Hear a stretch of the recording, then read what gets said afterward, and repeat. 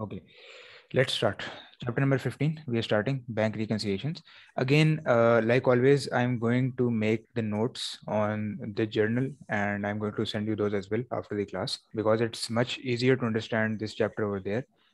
The way I've designed it is very simple to understand. Obviously, if you read the book, you will have to understand the theoretical concept and all of that. But the practical aspect and the most of the summary of the chapter, I'll make in these notes that I'm explaining. Okay. Now, Okay. bank reconciliations. We are going to complete the questions as well and the topic itself as well in this class. So bank reconciliation, it's So a very today simple. is only bank reconciliation, sorry. Yeah, exactly. That's right. Okay. Okay. As per the lecture plan, we only have bank reconciliation plus its capital and credit questions. Okay. All Okay. right. So in the last class, you remember in Monday's class, which was this previous Monday this week. So we studied about control accounts. And in that control account, I told you that we basically reconciled two items, right? And I also gave you a reference for this chapter that this will be the next chapter that we study, which was this bank reconciliation. This is also very similar to that control account chapter, but there are certain what do you say difficulties, I'm saying differences and different kind of because this is bank reconciliation, that was control account reconciliation. This is used in using the bank statements and all of that, transactions of the bank and all of that. The control account reconciliation was used in all the internal processes of the company, like recording the receivables, recording the payables, making the control accounts, making the individual accounts. Okay, so the two accounts that we have to reconcile in this topic are, firstly, it's called bank statement. This is the first account. And secondly, what we have to reconcile is known as cash book. So these two are very simple to understand. In just a while, I'll explain what each of these means, what are their T accounts, what items actually come in between them in the T accounts and all of that. But first, let's discuss basically the theoretical aspect of this. Now, bank statement, as you already know, this is common sense that bank statement is not made by us. It's received by externally by the bank, right? The bank sends us the bank statement. So that means this is, we can say, an external document. This is not internal, this is external. And cash book, this cash book we make ourselves in-house in the company for internal purposes, for just recording the cash in and out within the business. So obviously this can be called internal. This is an internally made document. Okay, this is internal. So bank statement is external, cash book is internal. This was basically the theoretical aspect of this. Now what happens is that some items, the purpose of this chapter is that some items are there in bank statement which are not there in cash book. Some items are there in bank statement which are not present in cash book, and vice versa. Some items are there in cash book which are not present in bank statement. So the purpose of them, obviously in control accounts, we have studied this as well, that the purpose of them is to bring them into one point, to bring the balances of both equal, right? Now, this brings me to this equation, which I'm going to write over here, which is bank statements closing balance is always equal to cash book's closing balance. So this is just two words. This equation is not, a student might think that this equation is not important, but believe me, this is a lifesaver for the questions. Some teachers never even explain this, and it's never even written in the study text. So what you do is that you just keep this principle in your mind, that bank statement closing balance should be equal to the cash book closing balance. It's exactly the same concept that we studied in control accounts as well, right? In control accounts, what two accounts did we reconcile? Control accounts and the individual list of balances, right? So in that also we said that control accounts closing balance should always be equal to the list of balance closing balance. And over here, I'm also saying that bank statements closing balance is always equal to the cash book closing balance. This way, the reconciliation will be successful, and the actual purpose of this will be met by following this equation that I've written. Sorry, can I ask you something? Yeah. Sorry, on Monday that we did all those exercises on the exam kit. Yeah. But our plan was saying that we had to do the control account reconciliation Oh, right. Yeah, I remember. So what we can do is let's continue this bank statement, bank reconciliation chapter, right? Because they both are separate to each other. What we'll do is that probably tomorrow, in tomorrow's class, I'll complete that control account reconciliation chapter, and we'll look at the lecture plan. Whatever is possible, we'll adjust the topics accordingly. Okay, let's continue with this bank reconciliation right now.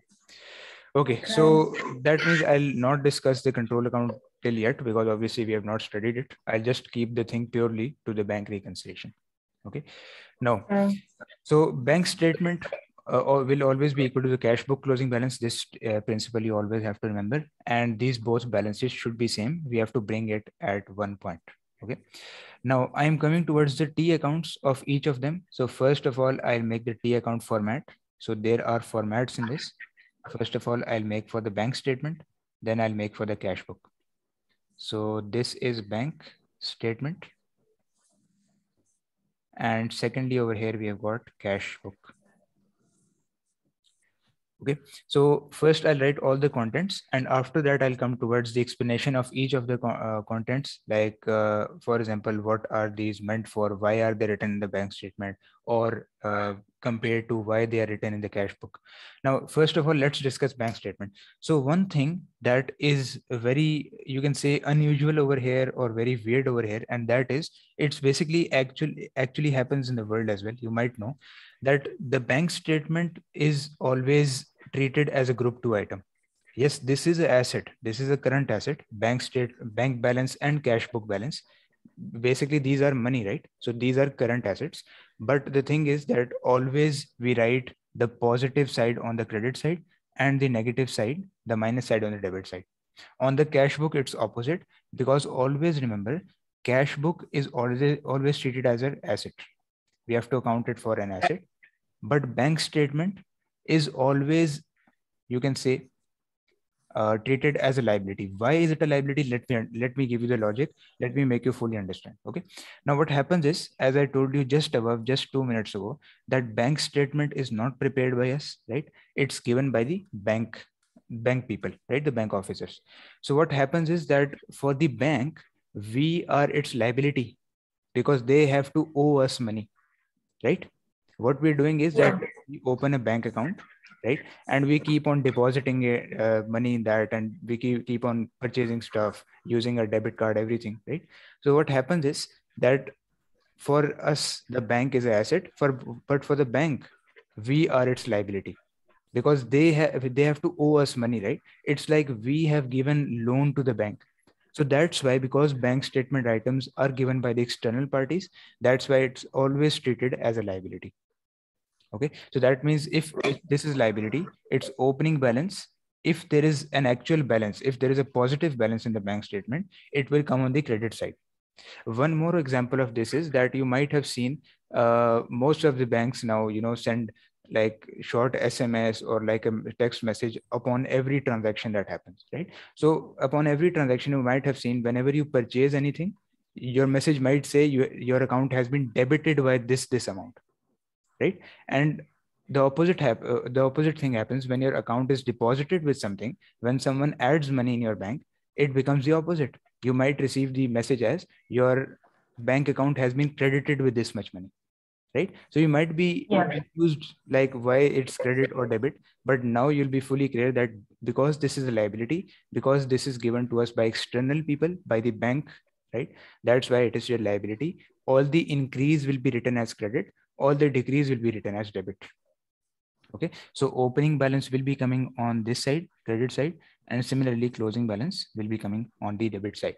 If it is a positive balance, let me write over here, positive and positive. Okay, but if there is a negative balance, for negative balance, sometimes the examiner uses the word overdraft.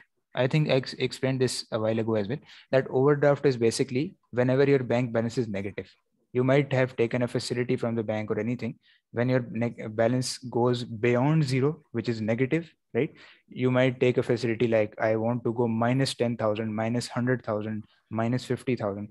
So the time period you spend in the negative amount, you're charged interest according to that. So this is basically known as overdraft.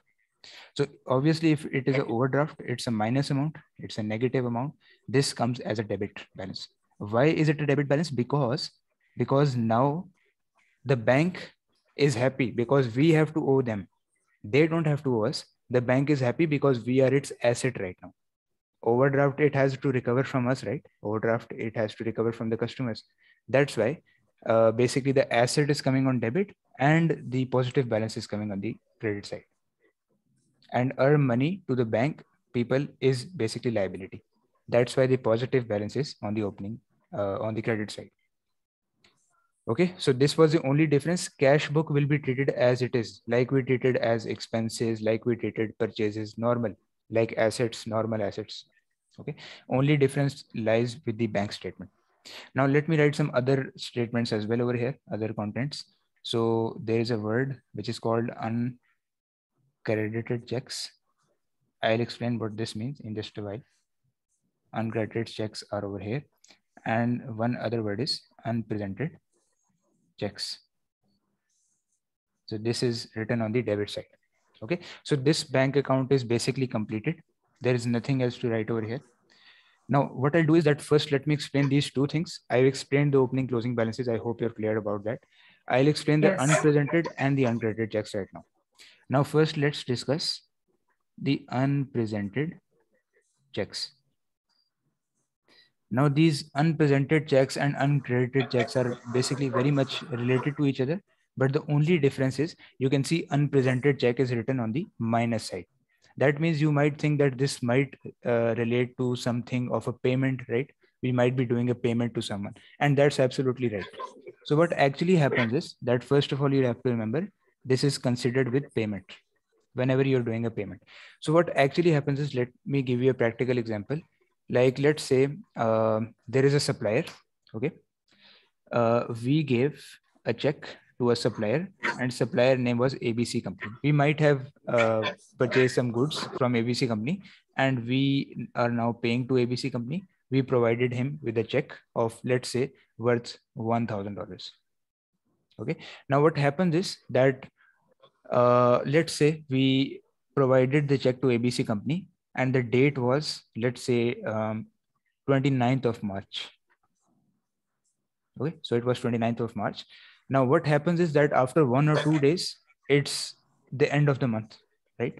So what happens is on 31st March, the month is ending, obviously. So this means that when the supplier will go to the bank obviously takes 3 to 4 working days to process that payment. This thing you already know, right? It's basically known as bank clearing process. So bank clearing process, regardless in any country, this takes a normal of 3 to 4 working days. Now let's say after on 29th March, let's say it was Friday, and the next 2 days are already, we can say, holidays, right? Like Saturday and Sunday. It's weekend, right? So what happens is that 2 are holidays, then actual processing time will start from Monday, right? So let's say Monday, Tuesday, Wednesday. Let's say the payment was cut from the account of our bank account on actually Wednesday, and the date at the day, let's say, was 5th of March. So payment was cut on 5th March. We did the payment on 29th March, but the payment was cut from our bank on 5th March. Okay. I mean, so that means there was like that they went there to deposit the check, basically. Exactly. To cash the check, to deposit the check, it can be any check, right? Basically, to just get the money out of the check. They went to the bank, the ABC company or suppliers. Okay. Yeah. But actually in our accounts, by meaning that we have the cash book, right? We are maintaining the cash book. In the cash book, we entered as a credit entry to the cash on 29th March, right? But the bank takes 3 to 4 days and maybe 2 days in between were weekend. So that means effectively 5th or 6th March, it may actually be deducted from our bank account. So now you might be thinking that this payment in the cash book we made in the month of March, right? It's deducted in the month of March, but in the bank statement, we'll be surprised that this is not being shown in March. This is not being shown in, what have I done over here? 1 second. This is not 5th March. This is 5th April. Yeah. Sorry. 1 second. This is 5th April, right? I wrote the same month. So what happens is that we deducted the payment on 29th March from our cash book, but bank statement will be showing it in the month of April. not in the month of March, right? Because it is taking some days for clearing. Yeah. So this is exactly the concept of unpresented checks, right? And what happened is that this unpresented, this word, let me highlight this, unpresented, this word means that supplier has not presented the check in front of the cashier of the bank or in front of the bank officers, right? He has not presented his. So it's still a liability for the bank and an asset for us. No, basically what we do is that we have to correct this. This is not a liability or not expense, not anything. In the cash book, it is minused in the month of March, but just for showing it, just for making the, because obviously I have told you what is the purpose of this. We have to basically, what do you say, match the differences, right? We have to cut off the differences. We have to match the amounts, match the closing balances, right? So what happens that is that in the bank statement of March, we are talking about March right now, we have to make the bank statement and cash book of March equal. And for that, we need to actually minus these checks which were unpresented. There is no doubt that the supplier may not have presented the check in the bank, but still to make these two balance, already this check is being written over here, 1,000. It is minus from the cash book. So we have to match it in the bank statement as well. That's why we are writing it on the debit side, because we have deducted from the cash book. It is not shown in the February bank statement. So in the February bank statement, we just minus this as unpresented checks. Okay. So this is basically the logic of unpresented check. In the book, there is much detail about this, but this is basically the summary of it. And I think all of the things explained over there in the study text, you can read it as well if you want. All of the things I explained in this small diagram over here. Okay. So this is basically known as, you can say, timing differences. Timing differences means that this is because of the clearing process, the time that clearing process actually. Sorry, so on the 29th of March, will be recorded as debit to the bank statement and credit to cash book, right?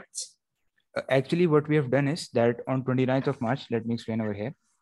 On 29th March, we have just put it as a minus in the cash, like credit cash, and we have debit the payable. We have decreased the payable, right? It's not showing in the bank right now, but just for matching purpose, bank will show it in the April month, right? But just for matching purpose, we are reconciling both balances, right? Reconciling means to match both balances together.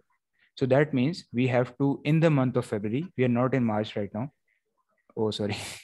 In the month of March, again a mistake, 1 second. In the month of March, what we're doing is we're deducting this balance. So we are not showing it as April. Yes, that is true that bank statement will show it in April, right? So what we did is that in March, we just deducted the balance from the bank statement so that cash book and bank statement matches together. There's no difference in between. And in April, we don't have to do anything, right? Exactly. Yes, exactly. Because we have done all the effort in March already. Okay, we already recorded it. Okay. Yes, exactly. Okay. So this was unpresented checks. Now let me explain the uncredited checks. Okay. Hopefully I get the dates over here, right? So uncredited checks. This is also called checks in some cases. And in some cases, you might see the word over here, lodgements. And this is the sign that you have to pick in the exam and questions as well, that whenever there is a word lodgements used, mostly this word will be used, lodgements. So lodgement basically actually means deposits, any kind of deposits, right? And if it is a deposit, that's why I've written it on the credit side over here. Now it's exactly the same concept as unpresented check, but it's not a payment. I've written over here payment, right? It's not a payment. It's basically a receipt. We're receiving money in this. Okay. Now what happens is, let me give you another example. Let's say that there's a customer and he gives us check and he gives us to our company. Let's say our company name is XYZ Limited. Okay. Now what happens is that the same thing happens. Like let's say that this is 30th June. The customer will have paid us on 30th June and he will have informed us as well. He will have communicated to us as well that we have paid to you on 30th June, because most payments, why I'm writing the end of the month date, because in actual as well, many businesses pay at the end of the month, right? Whenever the period is ending, right? So he might have, the customer will have to pay a check at 30th June, right? And again, due to the clearing process will require it to be, cleared after 3 to 4 working days. Again, let's suppose that next 2 days were the weekend, right? So this weekend will have caused, actually the payment we'll receive in our bank will be, let's say, 5th of July, right? On 5th July, we'll actually receive it, let's say. Okay. Now what happens is that we are receiving the money over here. So on 30th June, we have posted the double entry to our cash book already, because we are very happy that customer is paying. So debit cash, credit receivable, right? This is the entry we have done. The cash book contains this, but the bank statement will contain it not in June, but in July, in the next month, because effectively the money is coming into our bank on July, right? Because of the clearing period and the 2 weekends that I have come in between. Okay, so what we have done is that just to balance this off, just to balance the cash book off, remember now we are in the month of June, we have not jumped to July. So in the month of June, in the meanwhile, we'll just enter it as uncredited checks or lodgements, and on the positive side of bank statement. Okay, so all of these detail I'm just giving you for explaining the practical usage of this concept in real life. In exam, it will be very simple. One of these two amounts will be given to you. Whatever you have to adjust in the bank statement will be given, and whatever you have to adjust in the cash book will be given to you. Okay. Okay, so remember, if you understand the unpresented checks concept, it's exactly as uncredited checks, but uncredited checks are receipts, not payments, because these are written on the credit side, which is the addition in the bank statement. Okay. Okay. Now, bank statement, all the items of bank statement are clear over here. Now let's move on to the cash book items. That actually, what does cash book items include? Now, cash book is simple asset I've written over here. So for simple asset, the opening balance is written over here. Again, if it is a positive balance, and the closing for this will be coming over here, if it is a positive balance, right? But similarly, in some cases, there is a negative balance as well. So opening balance, if it is negative, will be coming on credit side, and closing, if it is negative, same on the debit side. Okay. Now let's write the amounts, the basically contents, which are over here. So first thing over here is bank charges. Bank charges. Then secondly, we have standing order. After this, we have direct debit. And one more thing we have, let me erase this from here. And one more thing, it's called dishonored check received. It's written over here as well on credit side. Okay. Now, again, I'll explain you what all of these things means. On the debit side, we have just one thing, which is dishonored check issued. Okay. So all of these items are complete. And this is, long story short, this is the cash book. Okay. Now let me explain to you what this actually means. Okay. So first of all, as you know, opening balances are very clear. These are, as cash book is just treated as an asset, it's treated as a normal asset, just like a group 1 item, but bank statement is treated as a liability. So that means it will be treated as group 2 items. Okay. Now, first of all, I've written, you can see over here, bank charges. So what are bank charges? Actually, what we're doing is, I explained you, I gave one phrase above in this slide when we were studying this, that whatever things, these ticks and cross that I've made over here, whatever things are entered in the bank statement and not entered in the cash book, we enter it in the cash book. And whatever things are not written in the bank statement and written in the cash book, we adjust it in that. Because obviously, this is the final motive. We have to make both balances equal. Right? So all of these cash book items, you can see why I've written it over here, because this will be written in the bank statement, not in the cash book. So it's the accountant's job, it's our job to enter it in our internal cash book. Cash book is the internal thing, right? And similarly, if I come back towards the bank statement, so these two items will be written in the cash book. I told you that on 29th March, we have made the entry that we received, and over here as well, we have made the entry that we received the cash, right? But in the bank, it's not written. It's our job to write in the bank. So we are just, just making the things equal over here. Now, coming back to the topic, bank charges. These bank charges will be written in the bank statement. It's the accountant job to pick it up from the bank statement and write it in the cash book. Because what happens is, obviously banks, none of the bank does like this. Like whenever there is a bank charge, for example, let's say there was a $2 fees for transferring a payment to supplier, right? And bank might have called you that, hello sir, we are transferring the amount and the fee is $2, should we proceed or not, right? Obviously no bank does like that. It's just a small immaterial amount, it just proceeds without asking, right? Because obviously it is a bank, it has to manage all the things. So there can be a lot of bank charges like transfer fee, receiving fee, foreign exchange fee, the most importantly debit card, credit card fee, right? So all of these things are written in the bank statement. It's the accountant's job to pick it up and write it in the cash book. This was one example. Secondly, standing order. These both things are related to each other, standing order and direct debit. Let me give you an insight about this as well. So what happens is that few things you need to remember. Standing order has two things constant. One is time, one is amount. So always remember, standing order has time fixed as well, and amount is also fixed in this case. Like, let me give you a small example. Let's say we might have instructed a bank that please transfer a fixed amount of money, let's say $10. Please transfer a fixed amount of money, which is $10, to this account, which is this person named as ABC, and on the fixed date, let's say 5th of every month. 5th of every month, right? So this means this is a standing order because the amount is also same and the date is also fixed over here. So the bank will now, deduct $10 and transfer it to ABC account on 5th January, 5th February, 5th March, 5th April, and so on. Right? So the thing to note over here is the standing order always has timing fixed as well and amount fixed as well. Both things are fixed in this case. And there are payments. Yes, it relates to the payments. Exactly. Okay. Now, the second thing is direct debit. Direct debit.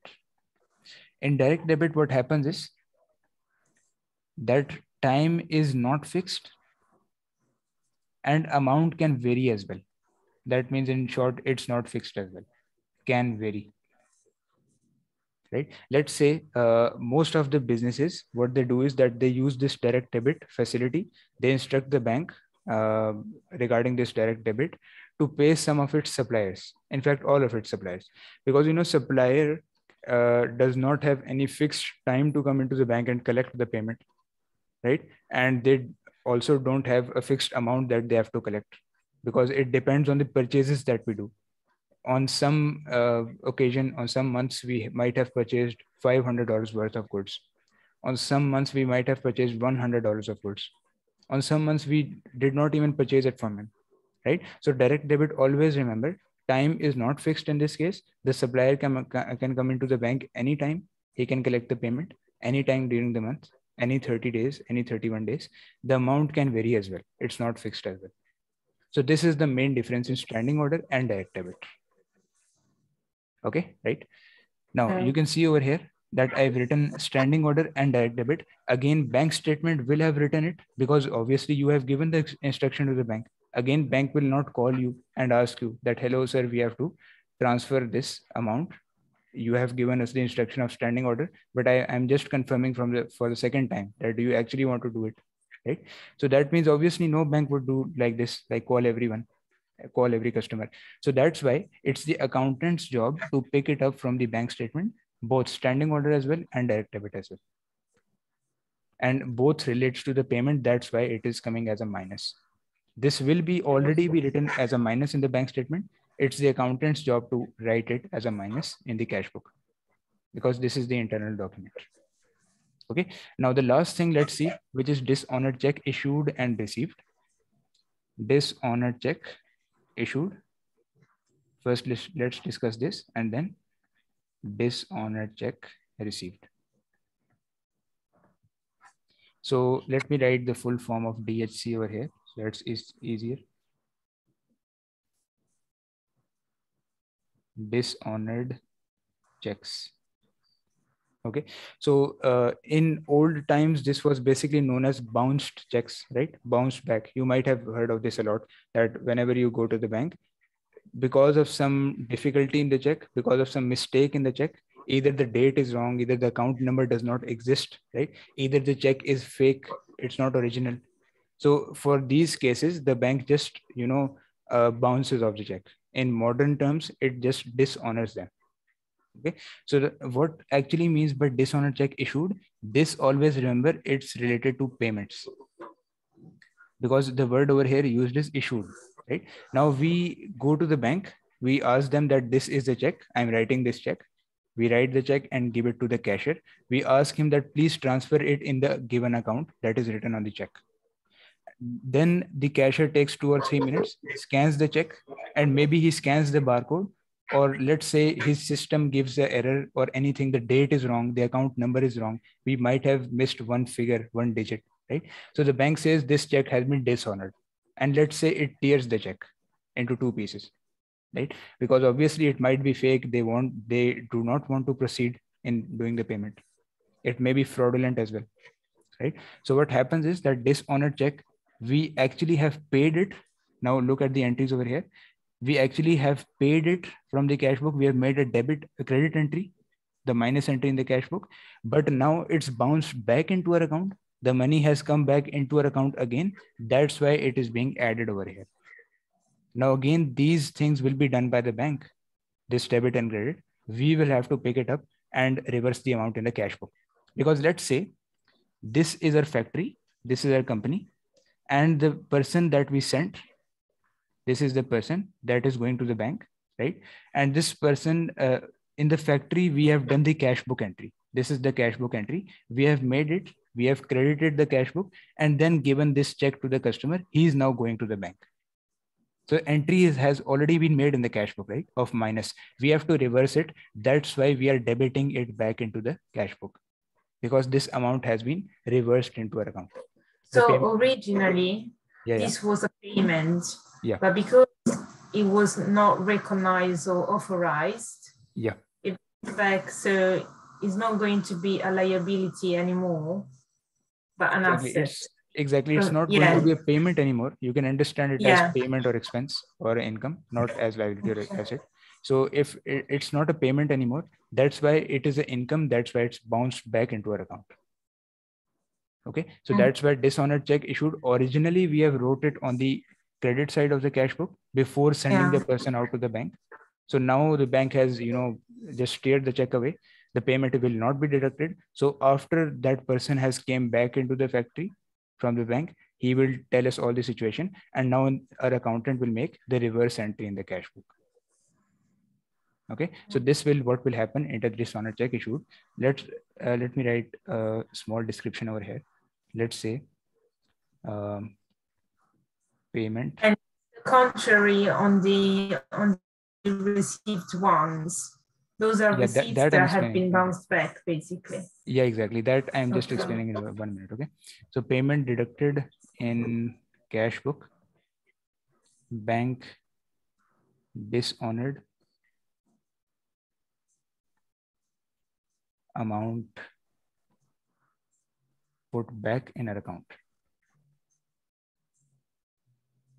Okay, so this is the explanation of this dishonored check issued. So similarly, yes, you were right about the dishonored check received. This is exactly the same concept as dishonored check issued, but this is received. We are receiving the money. So what we actually have done in the cash book, the customer has informed us that I'm going to the bank, I'm going to make you the payment in just 5-10 minutes. It will be there in your account. Okay, so dishonored, after hearing this news, we will have make the entry in the cash book. The entry will be debit cash in our own cash book, right? And credit receivable,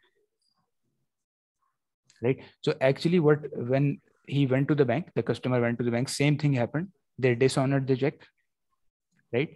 And when they dishonored the check, they teared it into 2 parts, right? And after that, what happens is that we were happy that we will receive the payment.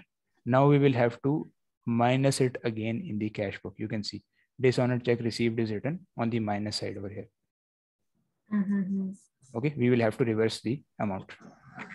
So again, cash book entry made for receiving payment,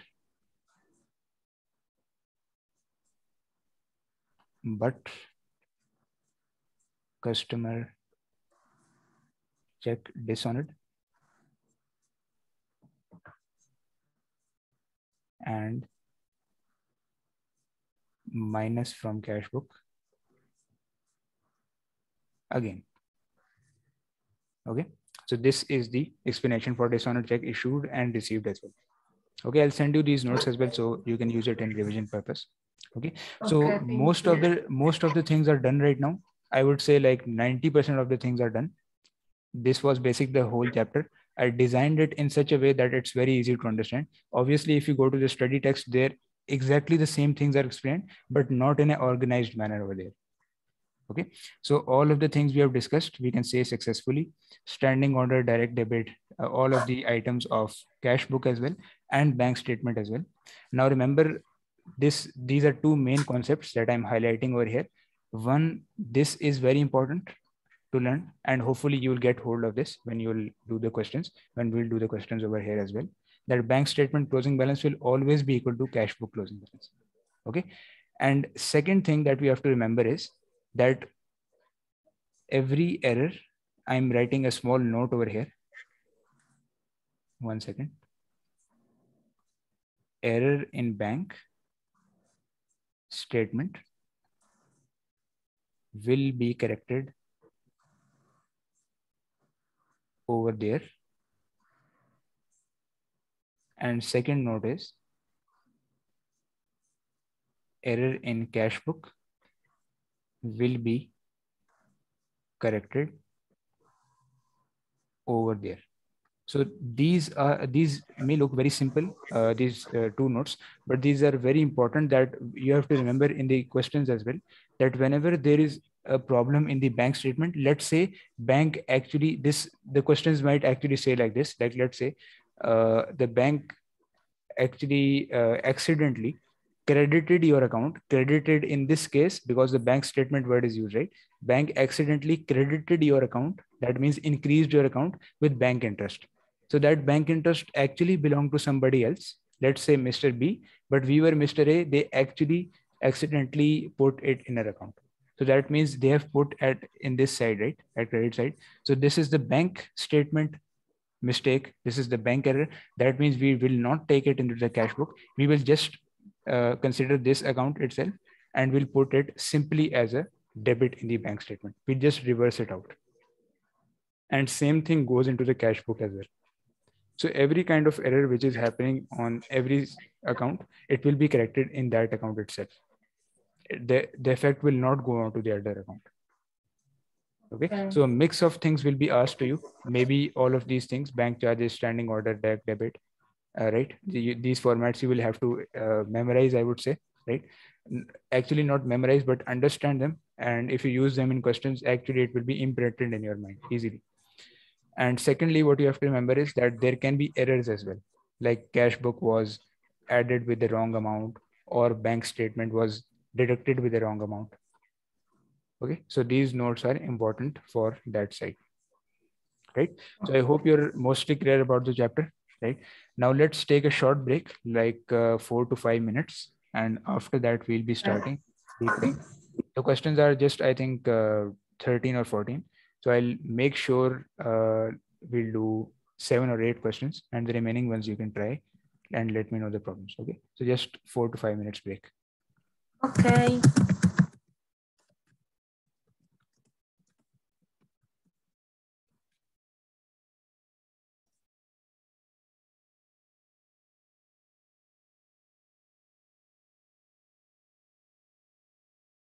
All right, let's continue the questions. Okay, and let's try to wind this chapter. Okay, so first question, as you can see on the screen, it's question number 230. Let's do this question first. Now, there is a technique for doing questions as well, and very few teachers tell this, and I make sure that to tell my students as well that what technique is basically followed. It's very much similar and connected to this concept that I just explained to you, that bank statement closing balance is always equal to the cash book closing balance. So it's basically relating to the T accounts. Let's do the question and you will gradually get what I'm talking about. Okay. So over here, you can see the requirement is talking about what is the balance on the bank statement. So we have to find the bank statement balance. Okay. But the information you will see, most information will be given about cash book. Okay. Let's read this. The cash book of our sister shows a credit balance of 1350. So you can see the opening balance is given of the cash book. Okay. Now these are all the items that we have to adjust in the cash book. First of all, checks of 56 have returned to supplier but not yet cleared the bank. So this is basically unpresented checks, right? Unpresented check, because these have not yet cleared. These are 56 returned to suppliers, right? So payments, when you remember, it was unpresented checks. This is relating to the bank statement. This will not be written in the cash book. And then uncleared lodgements amount to 128. So these are uncredited checks. These are also known as uncleared lodgements as well. So these two items are of bank statement, right? Now, bank has accidentally credited Worcester's account with interest of 15 due to another customer. So this statement I was talking about exactly, that this is an error done by the bank, right? You can clearly see there is an error. Now, a standing order of $300 has not been yet accounted for in the general ledger. Now, one thing always remember, always remember that whenever you see this general ledger word, always remember this is talking about the cash book. You can write it somewhere as well in your notes or anywhere that whenever it's talking about general ledger, this means cash book, because general ledger basically means it's talking about an internal document. Internal document means that the document that we are making, and we are making which document? Cash book over here. Okay, right? So you can see over here the opening balances of cash book. Then we have two items of bank statement over here. Then we have another error of bank. So three items of our bank statement, and one item is relating to this cash book. So essentially what we should be doing is that, because we know that cash book closing balance should be equal to bank statement closing balance. So if we make a cash book and write this as opening balance 1350 and adjust just this 300 standing order, we will be good to go in that case, right? Let's see. So we have make the cash book over here. Now this 1350 is a credit balance, right? So this means that this may be a overdraft. This might be a minus balance. And standing order, we just have studied just a while ago. You can see over here as well. Standing order is a payment, right? That's why it's written on the minus side over here. So let's write standing order over here. And this is $300, right? That's right. Now, what happens is that in such kind of questions, there are two techniques to do this question. Okay. Now, what happens is that in such kind of question, you have to, in some questions, you have to make two accounts, right? You have to make the cash book and bank statement together. And in some questions, you have to make just one account. Okay. So in this question, how do you pick which account you have to make? That is the tip that I'm going to explain. You can see that both kind of amounts are given over here. You can see these both amounts are of cash book, these two, like I just explained, and these three relate to the bank statement, right? That's right. So that means if we make two accounts together and close them together, this technique is not written in the book, not in the study text. In a much complicated way, it is explained in the study text. Okay. So this technique is very easy to understand and easy to apply. That if you why those relate to the bank statement? Because you see, these are the uncredited checks, these ones, 128. These are the unpresented checks, 56, because these have been paid to suppliers. And these 15, this is again a bank error. So I have written over here, any problem in the bank is adjusted in the bank only. So you can see the uncredited checks are over here, unpresented over here as well. So depending on the data that you're given in the question, you have to accordingly make the accounts. So in this case, I understand that I have to make both accounts, cash book as well and bank statement as well. Okay. Now let's do this question. Let's see if we are getting the correct answer. So this is the cash book and this is the bank statement. Okay, remember I'm making both accounts, and the technique is we have to close them together. By closing them together, I mean that we have to treat them both as one single account. Yes, they are two different accounts, but information is given for both accounts. We have to close them up with one single account. We have to treat them as one single account. Now, cash book items I've written over here. So opening balance was credit, right? 1350. Then there was a standing order of $300. Let's also write the bank statement items as well. So checks of 56 written to suppliers not yet cleared the bank. These are unpresented checks. I'm writing the short form, unpresented checks, 56. Now these are the uncredited lodgements over here. And these were 128, right? 128. And what was the error that bank has did? The bank has accidentally credited his account with interest of 15. So bank has credit it over here, right? That's why we have to reverse it. And for reversing, we have to debit it back. So this was the error correction of 15. It was $15, right? Yeah, 15. Okay. So all of the entries we have made. Now the balancing figure that we'll get is after balancing all the accounts, the balancing figure will automatically the bank statement balance. Okay. Now again, remember, yeah. Sorry, the error. Well, I mean, can you go back to the exercise? Yeah.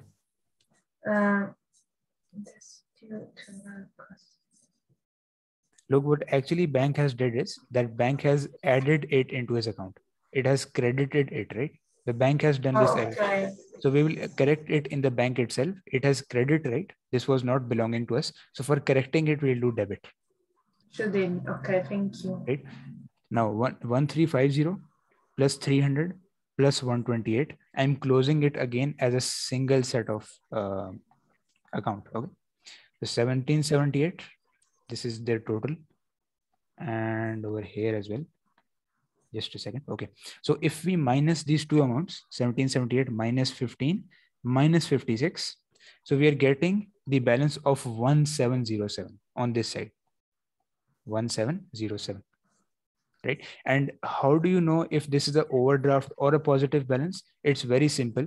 Look, apply the same principle that cash book balance should be equal to bank statement balance. So cash book originally has two payments, right? There is nothing on the plus side.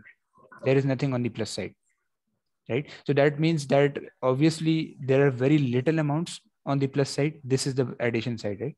So 128 is only added. So this 1707 will most probably be an overdraft balance.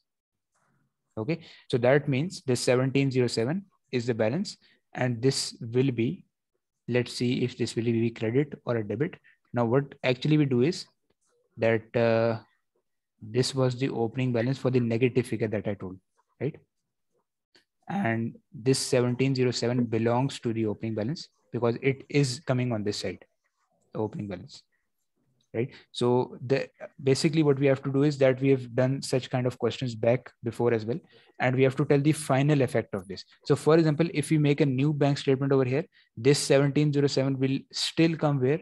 On the debit side, because this is the opening balance, right? So 1707, again, this will be an overdraft and this will be coming on the debit side.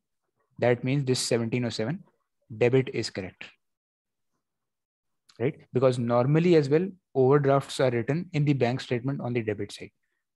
Even if you don't consider this, just I'll erase this off, right? Even if you just consider this overdraft word, overdraft are originally just written on the debit side of the bank, because we are the asset of the bank in this case, if there is an overdraft, right? Correct. So this is how we'll do the question. It may look a bit overwhelming in the start, but believe me, once you start doing the questions, the BPP as well, I'll make sure to do the BPP kit as well in some future classes.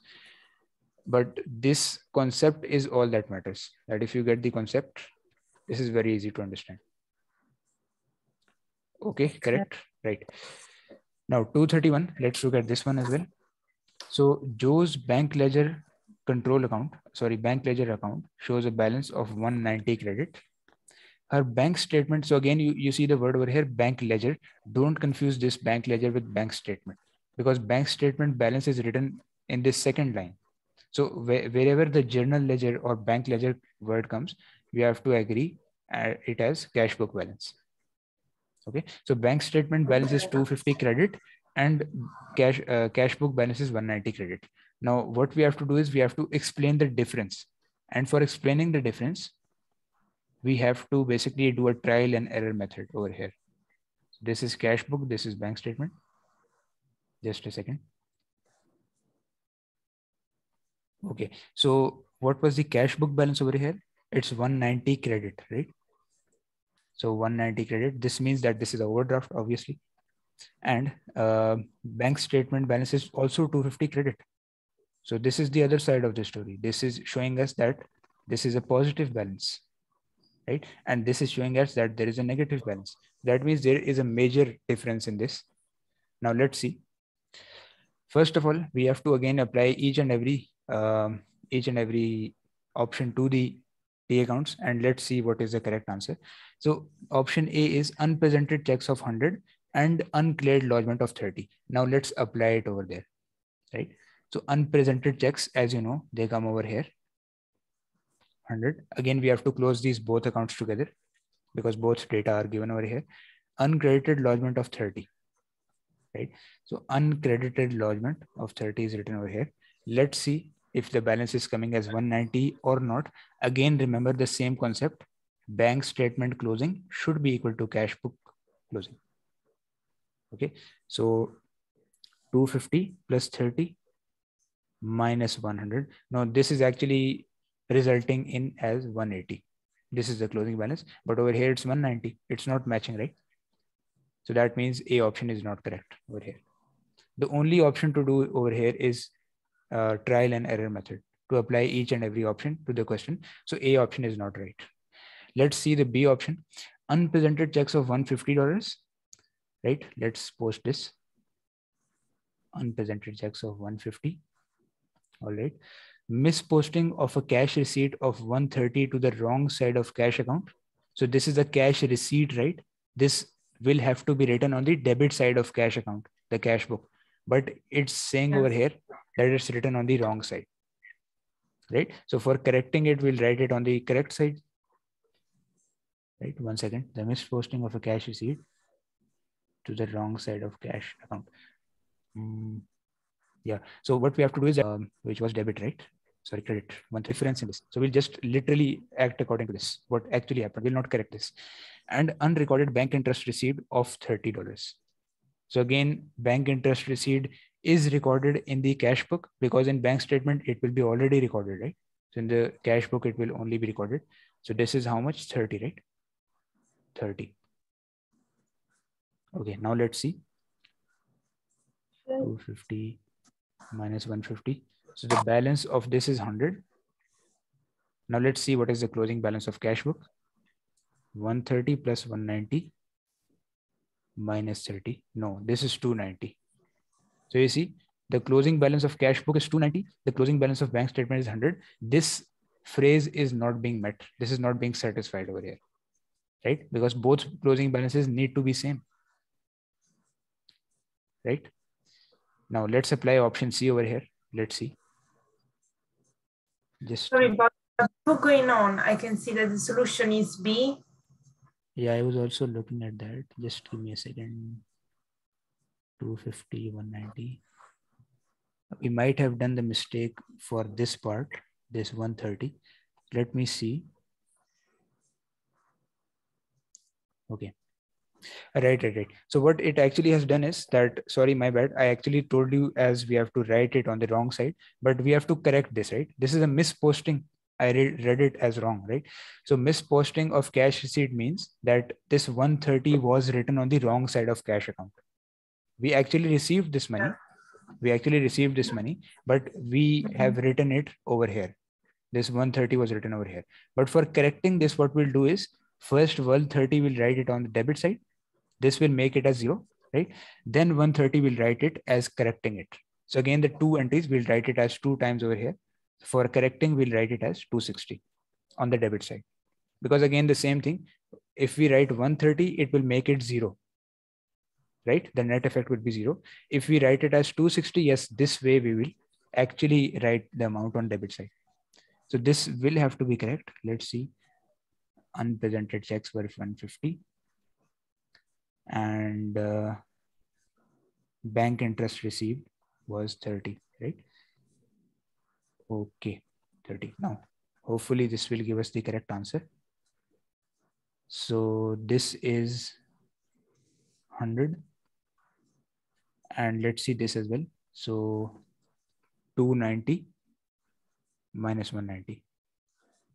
So you can see this is basically an overdraft. These two are the payments. These are the additions. This is the deletion. So that means the closing balance will be coming on this side. This will be 100. And if you see, these both exactly match because this is also a positive amount because positive closing balance comes over here, right? This is also a positive amount and this is also a positive amount because positive closing balance in this case is coming on the credit side.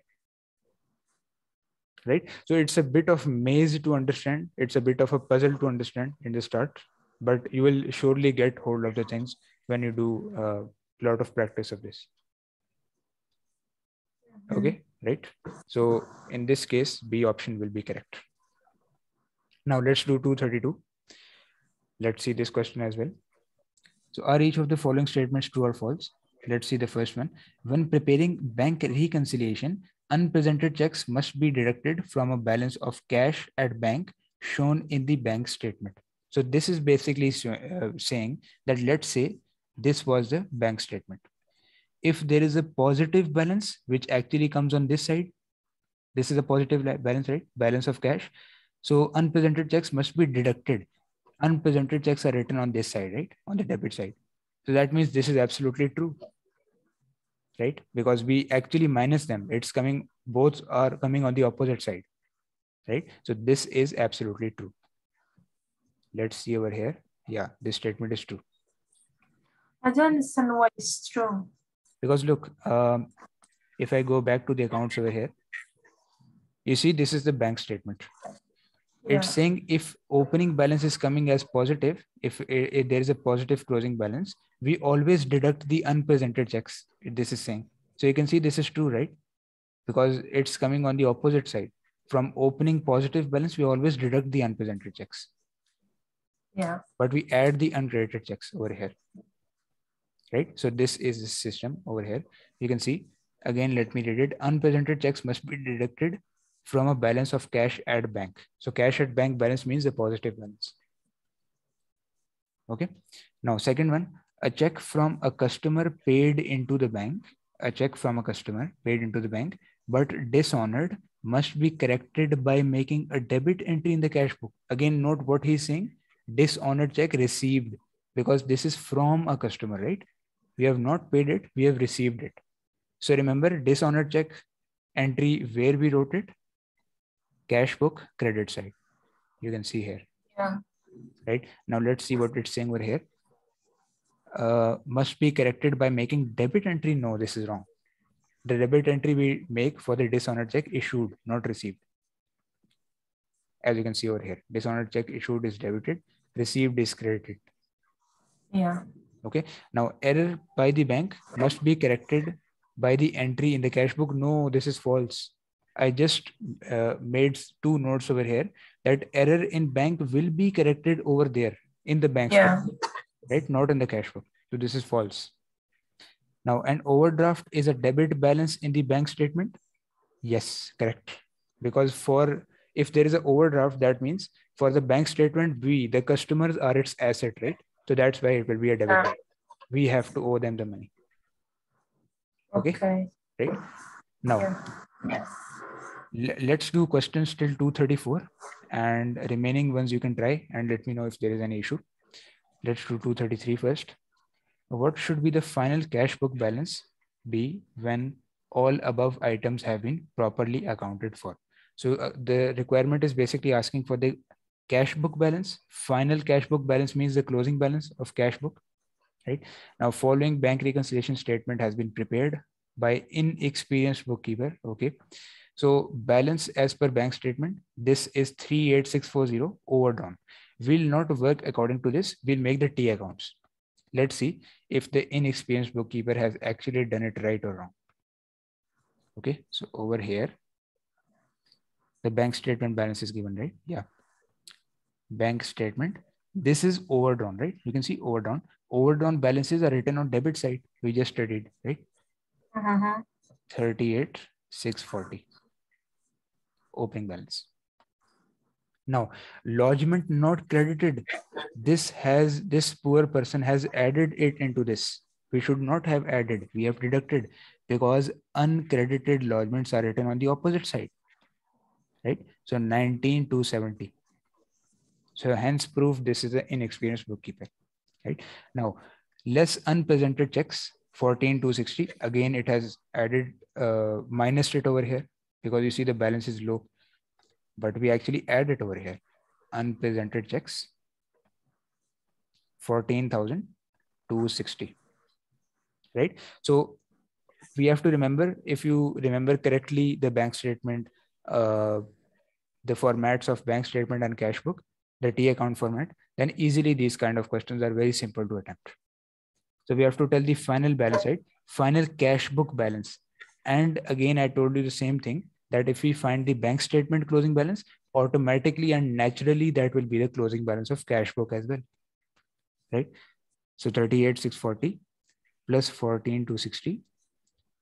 This is the heavier side, 52,900 and 52,900. So the closing balance will be over here, minus 19,270. So this is 33,630. This will be the balance in the cash book. Now it's written over here, overdrawn. Yeah.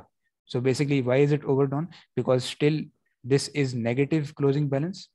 If this is negative closing balance, that means this will be negative in the cash book as well, right? Because we have to remember that equation, cash book closing balance is equal to bank statement closing balance.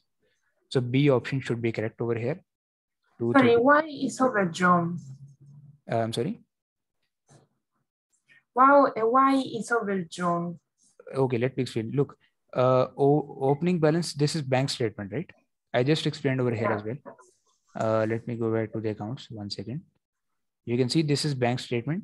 So opening balance, if we have a positive balance, we write it on the credit side, if it is a positive balance. But if it is a negative balance, which means if it is an overdraft, I've written over here, you can see. So it is written as a debit, because for the bank persons, they are waiting for our money. We have taken a facility from them. We, in this case, are their assets. They have to recover money from us in this case, right? So that's why negative balance is written in the bank statement as a debit over here. Okay. Okay. So that means I wrote this 38640, which was negative balance, as a debit balance in the bank statement. Because if you are making a bank statement, always think as a perspective. Let me write over here, from perspective of bank, always. Not from perspective of ourselves, perspective of bank. Okay, right? So this 33630, B option is correct. Let's see. Yeah, it's correct over here. Okay, now let's do this last question, 234. So 1 second. What will be the final balance in the cash book after all necessary adjustments? Okay, let's see. Bank reconciliation statement for Dallas at 30th June 15 is prepared. The following information is available. Okay, now number 1, bank charges of this much have not been entered in the cash book. We should have entered it because it's available in the bank statement, not in the cash book. Now bank statement shows a balance of $200 debit. So you can see the opening balance in this case is given for the bank statement only. So that means in this case, most probably we'll have to make the bank statement. Okay, just give me a second.